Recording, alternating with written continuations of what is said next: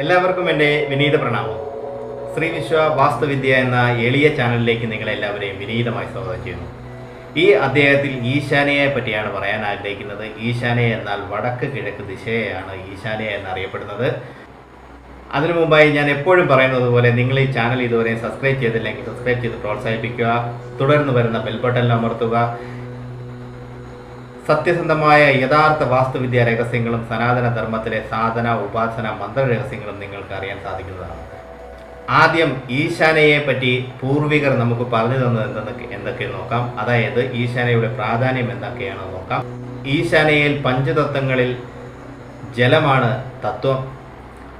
അധിപൻ ഈശാനൻ അഥവാ മഹാദേവൻ ശിവൻ. അതുപോലെ ജൂപ്പിറ്റർ അഥവാ വ്യാഴമാണ് ഈ ദിശയിലെ ഗ്രഹം.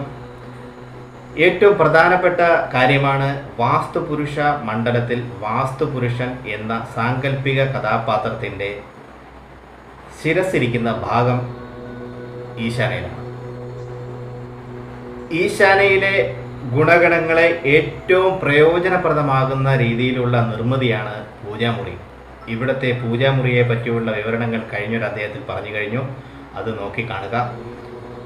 അതുപോലെ ഈശാനയിൽ പറ്റിയൊരു മറ്റൊരു നിർമ്മിതിയാണ് ഡ്രോയിങ് റൂം അല്ലെങ്കിൽ ലിവിംഗ് റൂം അഥവാ സ്വീകരണ മുറിയാക്കാനും ഈ ദിശ വളരെ നല്ലതാണ്. അടുത്തതായി പഠനമുറി. പഠനമുറിയാക്കാനും ഈ മുറി ഏറ്റവും നല്ലതാണ്. പക്ഷേ 10 വയസ്സിന് മുകളിലുള്ള പെൺകുട്ടികളെ ഇവിടെ ഇരിക്കുന്നത് ശോഭനമല്ല. അടുത്തതായി ഈ ദിശയിൽ കിണർ, അണ്ടർഗ്രൗണ്ട് വാട്ടർ ടാങ്ക് എന്നിവയ്ക്കെല്ലാം പറ്റിയ സ്ഥാനമാണ് ഈശാന്യ. ഇനി ഈ ദിശയിൽ നിർമ്മിക്കാൻ പാടില്ലാത്ത നിർമ്മിതികളെ പറ്റി പറയാം. ഇതിൽ മാസ്റ്റർ ബെഡ്റൂം പാടില്ല, ക്ലോക്ക് വൈസ് സ്റ്റെയർകേസ് പാടില്ല. ക്ലോക്ക് വൈസ് സ്റ്റെയർകേസ് എന്ന് പ്രത്യേകം പറയുന്നതിൻ്റെ കാരണം നിങ്ങൾ സ്റ്റെയർകേസിനെ പറ്റിയുള്ള വിവരണങ്ങൾ ഒരു വീഡിയോയിലിട്ട് അത് കണ്ടാൽ നിങ്ങൾക്ക് clockwise anticlockwise സ്റ്റെയർകേസിനെ പറ്റി നിങ്ങൾക്ക് മനസ്സിലാക്കാൻ കഴിയും. അത് നിങ്ങൾ കാണുക. അതുപോലെ തന്നെ നവദമ്പതിമാരുടെ കിടപ്പുമുറിയായും ഈ മുറിയെ ഉപയോഗിക്കാൻ പാടില്ല. കാരണം ഇവിടെ സാധാരണയായി ഇവിടെ കുഞ്ഞുങ്ങൾ ജനിക്കുന്ന ഒരു സ്ഥാനമല്ല. ഇവിടെ ഈശാനയിൽ കിടന്നുറങ്ങുന്നവർക്ക് കുഞ്ഞുങ്ങൾ ജനിക്കാൻ ഒരുപാട് താമസമുണ്ടാകുന്നുണ്ട്. അതുപോലെ തന്നെ ഇവിടെ ജനിക്കുന്ന കുഞ്ഞുങ്ങൾക്ക് അല്പായുസ് ഉണ്ടാകുന്നതായും കാണുന്നു. ഇനി ഈ ദിശയിൽ പാടില്ലാത്ത ഒരു പ്രധാനപ്പെട്ട കാര്യമാണ് അടുക്കള. അടുക്കള ഇവിടെ പാടില്ല എന്നുള്ളതിനെ പറ്റി ഞാനൊരു വീഡിയോയിൽ ഇട്ടിരുന്നു. ചില പൂർവ്വ മണ്ഡപങ്ങൾക്ക് ഇതുവരെ അത് മനസ്സിലായിട്ടില്ല. അവർ മനസ്സിലാക്കാനും പാടില്ല. അതുപോലെ സെപ്റ്റിക് ടാങ്ക് ഇവിടെ ഒരിക്കലും വരരുത്. അതുപോലെ കക്കൂസ് ഇവിടെ ഒരിക്കലും പാടില്ല. അതിൻ്റെ കാരണം ഇതിൽ തന്നിരിക്കുന്ന ഫോട്ടോ നോക്കുമ്പോൾ നിങ്ങൾക്ക് ഏകദേശം കാര്യം മനസ്സിലാകും. കക്കൂസ് ഇവിടെ വന്നാലുണ്ടാകുന്ന ദോഷങ്ങളെ പറ്റി ഞാൻ അടുത്തൊരു വീഡിയോയിൽ പറയുന്നതായിരിക്കും.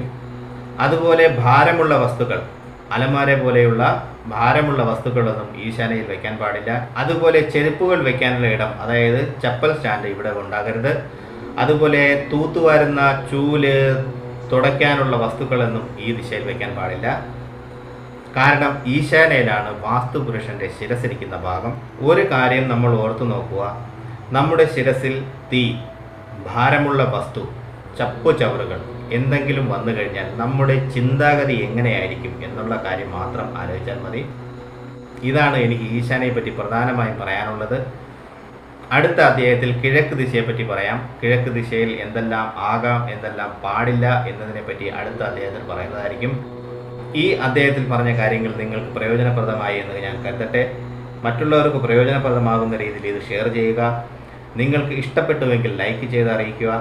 അതുപോലെ നിങ്ങളുടെ കഴമ്പുള്ള ചോദ്യങ്ങൾക്ക് ഞാൻ വീഡിയോകളിൽ ഉത്തരം പറയാൻ ശ്രമിക്കുന്നതാണ്.